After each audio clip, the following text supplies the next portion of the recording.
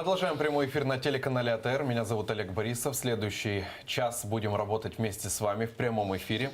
Хочу сразу же представить гостя этого часа в нашей студии. Это Синавер Кадыров, активист крымско-татарского движения «Крымских татар». Я вас приветствую. День добрый. Здравствуйте. Спасибо большое, что присоединились к нашему эфиру. И сразу же начнем с оперативной информации.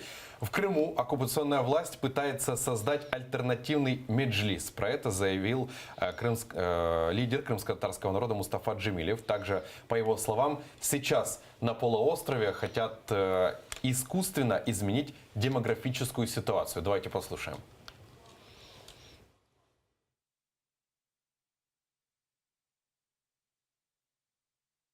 Я сейчас хотел бы остановиться, главное, на принудительном изменении демографической ситуации в Крыму. Это политика, которая проводится традиционно в России, еще Российской империи. Вы знаете, в 1783 году, когда первый раз Россия оккупировала Крым, коренное население составляло, крымские татары составляли где-то 95% населения. А к 17 году они уже были национальным меньшинством, где-то 25%. Остальное были завезенные из внутренних областей России русские граждане. Сейчас, а потом, вы знаете, после установления советской власти в 1944 году была тотальная депортация и полностью геноцид крымско-татарского народа. Мы полвека боролись за возвращение, оставшиеся живых возвращались на родину. И вот теперь новая оккупация и снова повторение политики принудительной депортации, принуждения местных жителей покинуть свою территорию и завоз жителей Российской Федерации в оккупированную территорию. Точных данных, они это очень тщательно скрывают, но тем не менее есть кое-какие данные. Например, по сообщениям прессы оккупированного Крыма, за 3,5 года оккупации население Крыма выросло на 10%.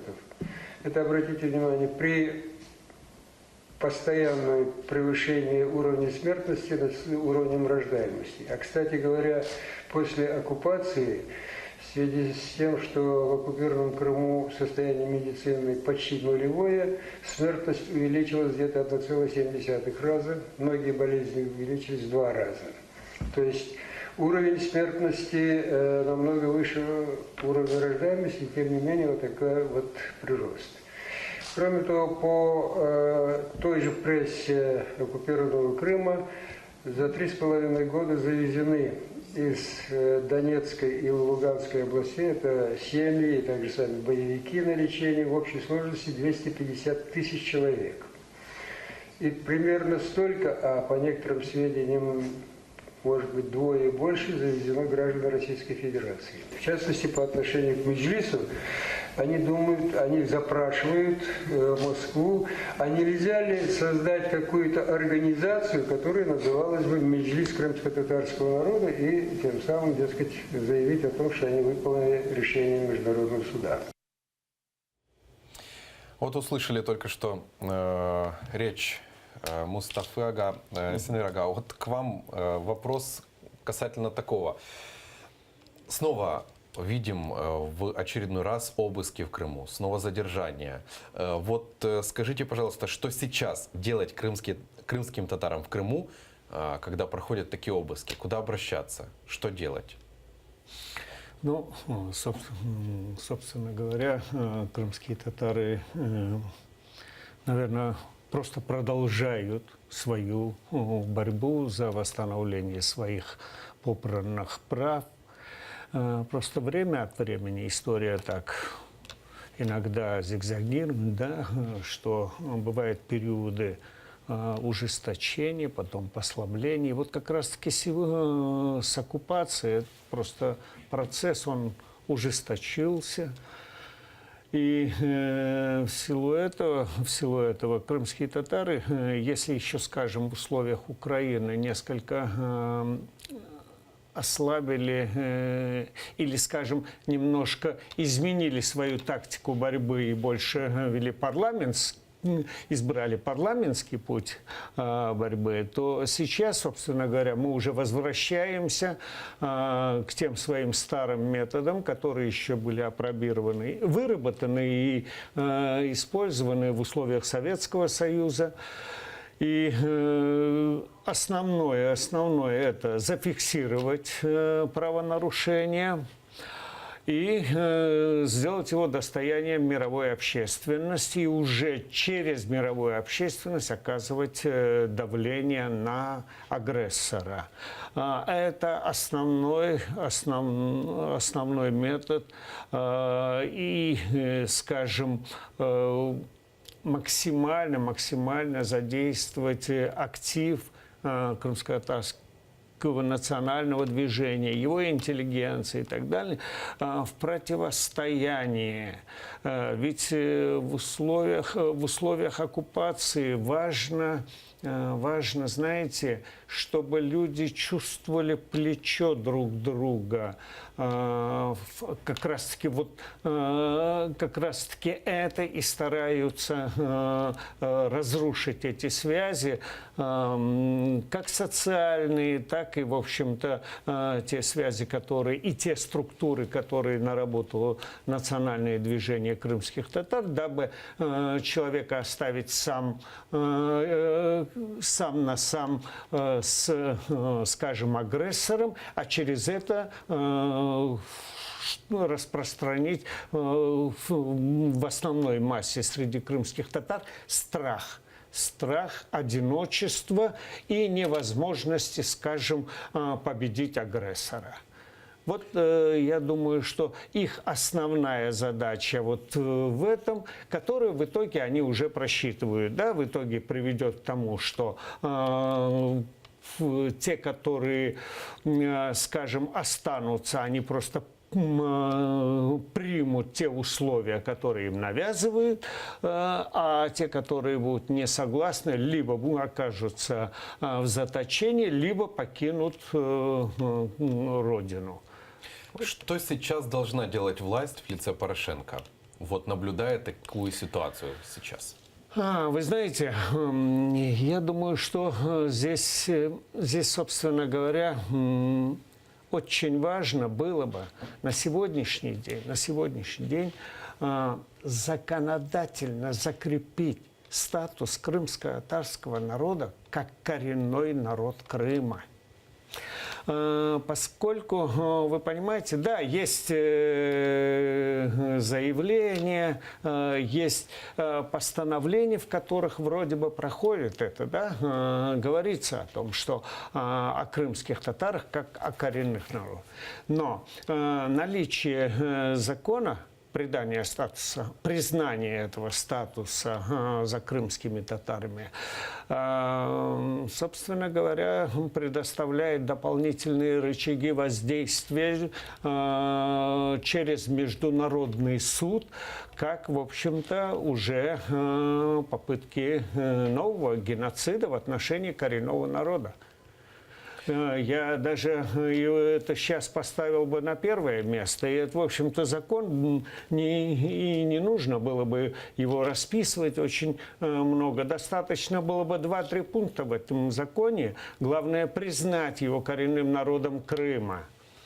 А уже вследствие, и как следствие, как говорится, уже обращаться за помощью к международной общественности для того, чтобы не просто осудить геноцид коренного народа, а, собственно говоря, призвать к ответственности. Я думаю, что это был бы наиболее эффективный на данный момент, на данный момент самое эффективное решение было бы. Цинуирага, а вы, вот давайте представим такую ситуацию, что вот вы стали президентом. Вот ваши первые действия именно сейчас, вот с этой минуты? Нет, смотря в отношении чего. Президентом Украины. У президента Украины, я думаю, что ваши действия, проблем как бы вы много. сделали? Давайте будем говорить так. Мои действия в отношении агрессора, да? Да. Будем говорить так. Мы сейчас уходим от экономических проблем и так Уходим. далее. Мы только говорим про Крым. Потому что все эти годы нам говорили, что решают экономические проблемы, и стоит задача экономически это государство развить, поставить на ноги и через это, в общем-то, возвратить в том числе Крым. Хотя практика показывает обратное. В данном случае в вопросе деоккупации оккупированных территорий Украины я бы определил бы приоритет за Крымом, поскольку, вы знаете, здесь уже не надо никому доказывать, что, собственно говоря, это оккупированная территория и страна-оккупант известна, да?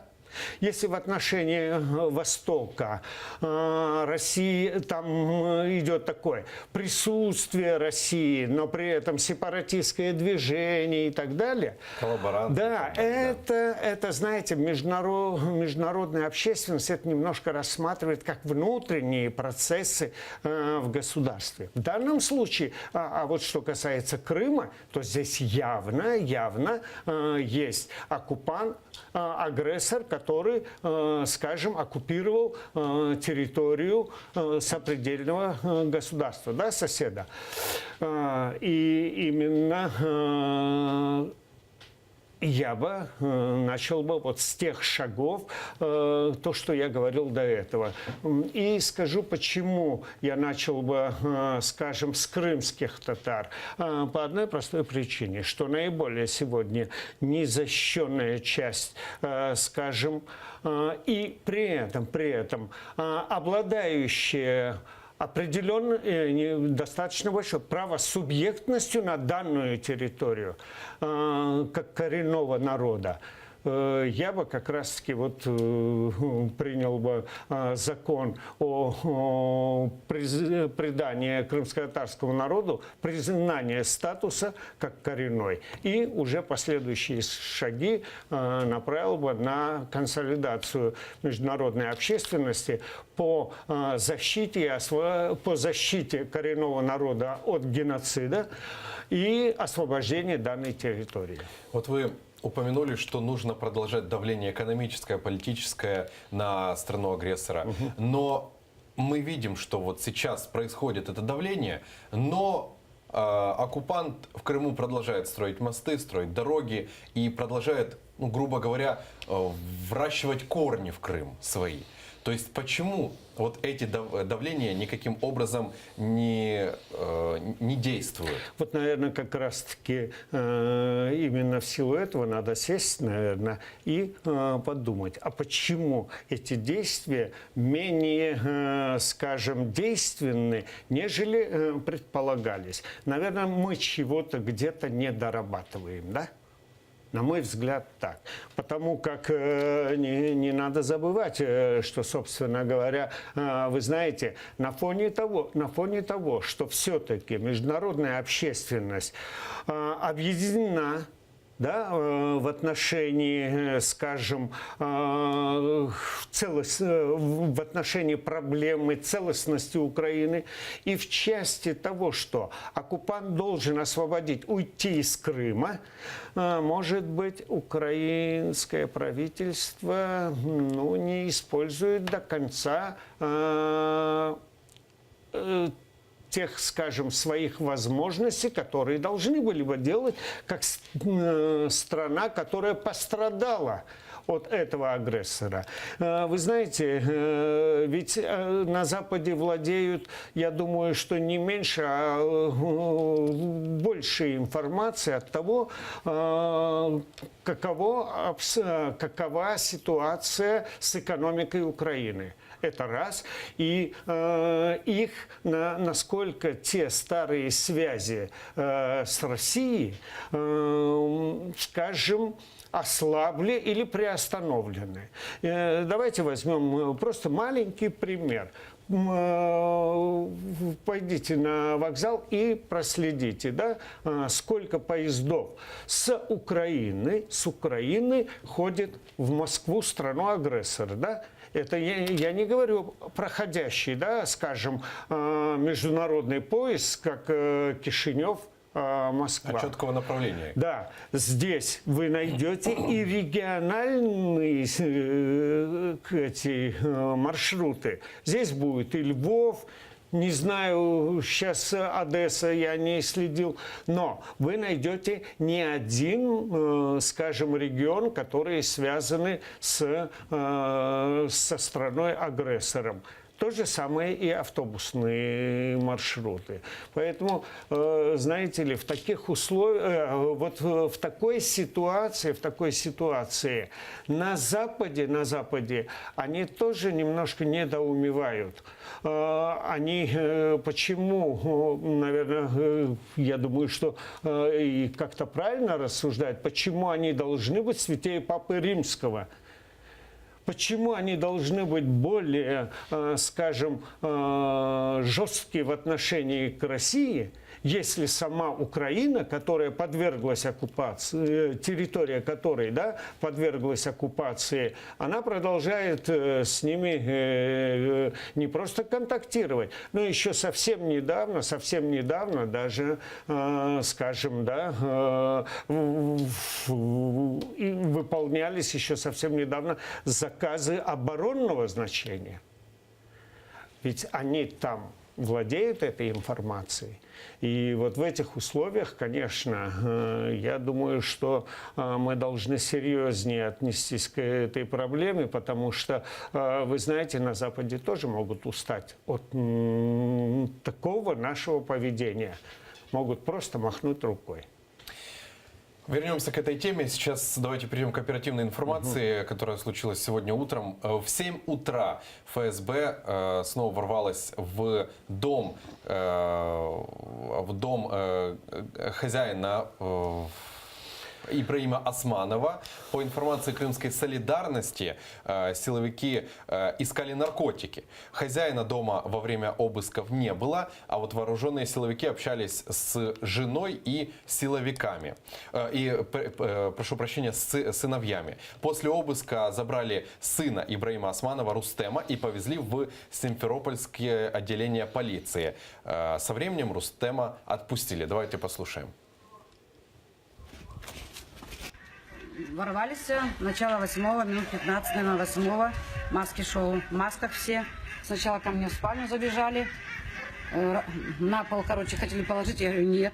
Потом побежали туда в спальню, там где дитё маленькое спит, но они, правда, культурно вроде как сделали. Фонариком посветили, и все, тут дети, и завернули. Идите в сторону. Туда. На ту сторону. Я говорю, спрошу, что вы забираете, скажите, вы что? Взял, говорю, и все, иди отсюда. Солидер, стоящий солидер. Ничего не предъявили, да? Да, шеф Хагайчик, солидер. Я говорю, я брат, говорю, мне объясните, говорю, что, говорю, было, говорю. Езжайте, чтобы его... Мы его повезли в Киевский РОВД. Вот, там ребята сопровождают. У них единственное такие экстремистская религиозная литература, наркотические средства. Вот это основной мотив для обысков. Всех активных, наверное, людей уже подбираются через детей, через родственников. Из нашего народа хотят сделать террористов, экстремистов. Активисты связывают действия силовиков с тем, что Ибраим Османов на прошлой неделе брал участие в заседании парламента, приуроченному столетию годовщины Курултая крымских татар. Ибраим Османов является главой Урожайненского меджлиса и членом Советского регионального меджлиса. Он активно брал участие во всех судовых заседаниях и поддерживал семьи политзаключенных. Вот короткий ваш комментарий касательно вот этих новостей. Опять же, это все запугивание. Вот Да, и я сейчас скажу так. Если это не метод запугивания, то как объяснить? Ведь при, скажем, ну, допускаем, да, возбуждено некое дело, и в соответствии с этим уголовным делом совершаются какие-то процессуальные действия, такие как обыск. Здесь конкретный адрес присутствует, конкретно что ищет, предполагается нахождение каких предметов или чего в соответствии, да, с тем уголовным делом, которое, в общем-то, присутствует. В данном случае они ведь подвергли обыску не только дом Усманова, но и 2 соседних дома, по имеющейся информации оттуда. 2 соседних дома. А там что они искали? Это, во-первых. Во-вторых, ну, для чего, собственно говоря, там врываться в этих балаклавах и так далее? Достаточно прийти, предъявить решение о проведении обыска, да, постановление на обыск, и проводи. Люди, собственно говоря, не воспрещают, не противятся этим действиям. Синовирога, вернемся Да. к этой теме. У нас Да. на прямой связи Евгений Андріюк, правозахисник и заступник координатора Крымсоц. Евгения, здравствуйте. Здравствуйте. Евгения, как вы оцениваете сегодняшние обыски, очередные обыски в Крыму? Ну, тут, на самом деле, оценки наши никак не разнятся. И вот я абсолютно согласна со всем, что говорил Синовирога, что никак, кроме очередной волны запугивания и такой терроризации, да, населения, никак по-другому это нельзя характеризовать. К сожалению, для нас новые обыски каждый раз обозначают, что вновь могут быть новые задержания, либо по административным статьям, либо по уголовным, либо никто не может гарантировать, что не найдут ничего запрещенного, либо что впоследствии через какое-то время этих людей снова не будут задерживать и не будут каким-то образом привлекать к ответственности. Точно так же, как и на протяжении последних нескольких лет, мы видим, что это то, что отметил Синовирога, что это не просто обыск, что де-факто власти часто не пытаются заранее людей как-то вызвать, опросить, да, выяснить, какие у них вопросы к ним есть. Но это проводится как силовая операция с блокированием соседних улиц, с обыском соседних домов, как сегодня происходило. Когда совершенно непонятно, какими законными основаниями действия де-факто властей могут быть объяснены. Евгения, еще такой вопрос. Насколько вообще реально, что понесут наказание те, кто сейчас незаконно проводят обыски и вообще вот все, что делается и происходит сейчас в аннексированном Крыму? Это зависит в том числе от, ну, и от нашей работы, и в том числе целый ряд и организаций работают над этим. И здесь основная роль, конечно, в этом как национальной прокуратуры и полиции на материковой части, так и международных структур, как, например, Международного уголовного суда или Европейского суда по правам человека, куда также поданы жалобы на действия российских властей. Поэтому я уверена, что при тщательной работе, сборе доказательств и работе как с нашими правоохранительными органами, так и с международными структурами будет возможно привлечь к ответственности и компенсировать, насколько это будет возможно, понесенный ущерб. И последний вопрос, Евгений. Вот Синовирога сказал, что вот единственное, что сейчас могут делать люди в Крыму, которые вот подверглись обыскам, это фиксировать максимально все эти правонарушения, и потом это им поможет в будущем добиться правды и суда. Вот что вы еще посоветуете и скажете тем людям, крымским татарам, у которых дома проводятся обыски, задержания происходят. Вот что им делать сейчас? Кому за помощью идти? Или же им остается только лишь фиксировать все на видео максимально? Естественно, кроме этого, это сразу же обжаловать все решения де-факто силовых структур, требовать в первую очередь, чтобы люди, которые пришли, представлялись, кто они, не просто с каких ведомств, но имя, фамилия, какая должность занимаемая, на каком основании они пришли, чтобы они предъявляли документы. Кроме вот всего фиксации это на видео, также требовать, чтобы эти документы давали на руки. Если есть возможность, сразу же, как только приходят, звонить адвокатам либо юристам, которые смогут приехать на обыск и поддержать с точки зрения вот всех этих требований и следить за тем, чтобы исполнялся закон, а также передадут эту информацию журналистам, активистам, которые сразу смогут сообщать об этом, передавать эту информацию в медиа. Наверное, вот эти два шага — это одни из основных, чтобы была необходимая юридическая защита, с одной стороны, с другой стороны, чтобы было информационное освещение. Естественно, чтобы добиться дальше какой-то реакции от международных организаций, нужно вот в том числе жаловаться на действия силовиков, на тот каждый шаг, который они совершают неправильно, будь это применение непропорциональной силы, будь это любые другие процессуальные нарушения, когда приходят там без понятых, либо не предоставляют документы. То есть вот любое, каждое отступление обязательно нужно как обжаловать в письменном виде, так и требовать от силовиков, чтобы они прекратили эти незаконные действия и действовали в соответствии с законом. Спасибо большое за комментарии. Евгений Андриюк, правозащитник и заместитель координатора Крымсоц, была на прямой связи с телеканалом АТР. Возвращаемся в студию. Вот услышали, что сказала Евгения. Обжаловать все, что происходит вот в суде. Но как же можно там обжаловать, если же оккупационный российский суд уже заранее знает, что ему делать, уже есть указания? То есть насколько это вообще возможно все? Евгения права в той части. Здесь же обжаловать — это не говорить, что ты веришь в то, что оккупационная власть признает свои действия неправомерными и так далее. Здесь в данном случае это необходимая процедура для последующего обжалования этих, скажем, решений не только внутри государства, но и за пределами, то есть в международных судах.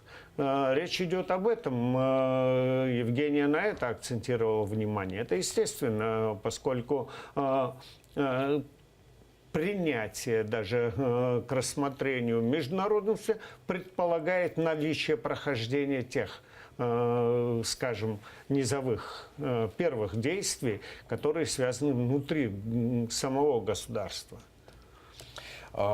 Тоже вот есть еще такой у меня вопрос к вам. Рабочая подгруппа Конституционной комиссии завершила подготовку изменений в дополнении в 10-й раздел Конституции Украины об автономной республике Крым. Вы довольны этими изменениями?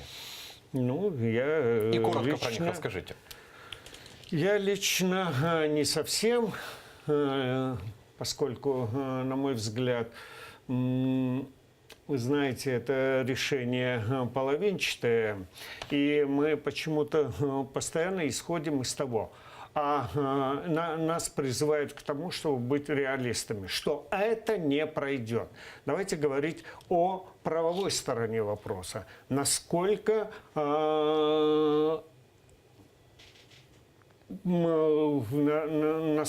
в правовом плане крымские татары имеют право на самоопределение. Если имеют право, то давайте не исходить из настроения тех депутатов, которые сегодня присутствуют в законодательном органе государства, а исходить из принципа, если имеет, то он должен получить это право и реализовать это право. А государство обязано способствовать реализацию права в данном случае коренного народа крымских татар. Поэтому у меня есть свое мнение по данному вопросу. И в части, скажем, там присутствуют моменты, когда говорится о том, что источником, скажем, образования этой автономии является право коренного народа крымских татар на самоопределение. Но в то же время, скажем, представительным органом автономии является Крымская Рада, да? в которой в лучшем случае мы представлены 1/3. И все это аргументировалось тем, что демографический дисбаланс на данный момент. Но ведь в силу чего произошел этот дисбаланс? Именно в силу той политики геноцида, которая проводилась еще советским правительством. И именно в силу этого мы в настоящее время в Крыму составляли не более 13%. Ведь 15 лет назад мы составляли еще меньше, поскольку нам просто не разрешалось возвращаться к себе на родину. Поэтому, на мой взгляд, это несостоятельный аргумент. Мы, учитывая, что, да, сегодняшняя демография такая, мы просто предложили вариант сбалансировать через структуру двухпалатного парламента, где одна палата была бы палата коренного народа. Вот вы выступали ранее, и, я так понимаю, сейчас за двухпалатный парламент, правильно? Однозначно, поскольку, на мой взгляд, это сбалансирует силы в Крыму. Угу. Я вас услышал. Но опять же, не будет ли это тупиком двухпалатный парламент? Что такое тупик? Ну, в данном случае в решении проблем, решении вопросов. Ну, то есть, какие есть, знаете, как подводные камни вот в двухпалатном парламенте? Подводные камни. Или в данной ситуации это все только в плюс? В таком случае вы извините, я как представитель коренного народа, да, права которого были попраны и вообще не признавались. И по сей день, собственно говоря, это больше декларативно. По факту мы видим, что нет никаких механизмов и так далее. До недавнего времени нарушались наши права. Именно в силу чего? В силу того, что, собственно говоря, нас было меньшинство. Мы оказались на данном историческом этапе слабые. Право силы или право права. Поэтому что такое тупик? В данном случае, а вам не кажется, что будет тупик и в том случае, если даже принять сегодня, да, вот все те изменения, которые наработала эта подгруппа, в том виде, в котором они наработали.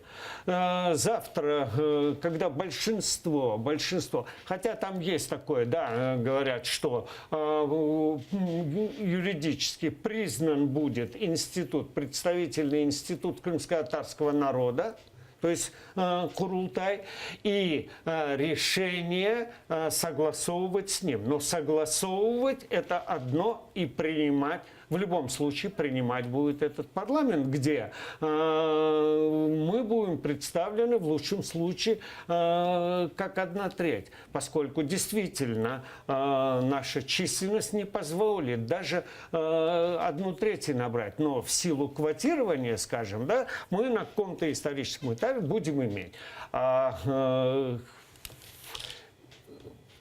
Как быть с нашими имущественными правами, которые были попраны и не восстановлены, и так далее. Вы в свое время говорили, что в 1954 году Крым передали Украине незаконно.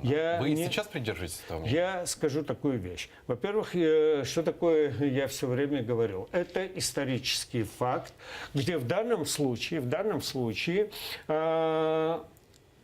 передача Крыма из состава одной республики в состав другой, это было, в общем-то, в первую очередь нарушение нашего права, поскольку распределялись землей, нашей землей. И даже будем говорить так, Конституция автономной республики, существовавшей до 1945 года, она в 1945 году была упразднена. И упразднена была она в силу того, что уже носители этой автономии, коренное население, крымские татары, они были депортированы, высланы из Крыма. И в силу этого, собственно говоря, необходимость в этой автономии считалась, в общем-то, излишней. Но в той автономии, вернее, в Конституции той автономии, изменение границ и, скажем, не только изменение территории, но передача ее без согласования с автономией просто считалось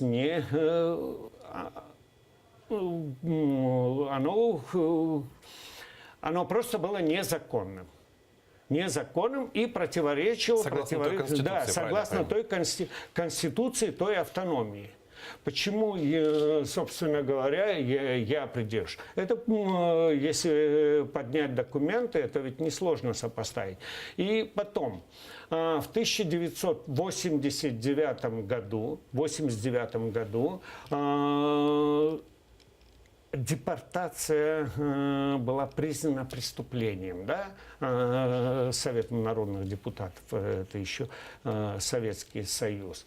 И в соответствии, наверное, с этого момента все акты, принятые в ограничение прав, в нарушение прав крымских татар, они становились никчемными. И поэтому надо было, собственно говоря, здесь уже пересматривать. Что касается сугубо моего мнения, то я скажу такую вещь. Вы знаете, Россия тогда, она поступила немножко по-свински с Украиной, поскольку она ее взяла,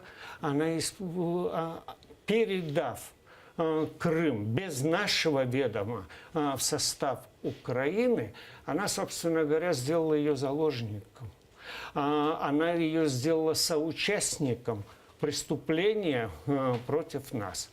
Не надо забывать, в этот момент Украина, можно говорить, что Украина все-таки была не свободной и так далее, но Украина в этот момент член ООН. Это 1954 год, а ООН 1948 год, Поэтому я исхожу именно с точки зрения, что это в первую очередь было нарушение наших прав. Спасибо вам за ответ. И у нас уже остается буквально минута-полторы до конца эфира. Еще хочется вам задать следующий вопрос. Вот какую аналогию вы проведете с репрессиями крымских татар в Советском Союзе и сейчас, сегодняшние, которые происходят в Крыму, оккупантом? Знаете, если говорить о советском периоде, я, конечно, этот период не совсем знаю, я больше его понаслышкам, Он что-то между 30-ми и теми годами, которые наши находились под комендантским надзором в депортации. Вот что-то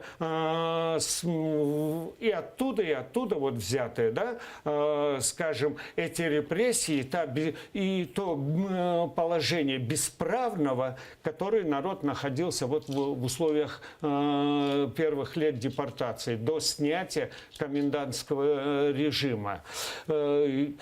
По одной простой причине, что, собственно говоря, проводить чистую аналогию с любым другим периодом очень сложно, поскольку в данном случае территория Крыма – это оккупированная территория, и, знаете ли, там не совсем работают законы.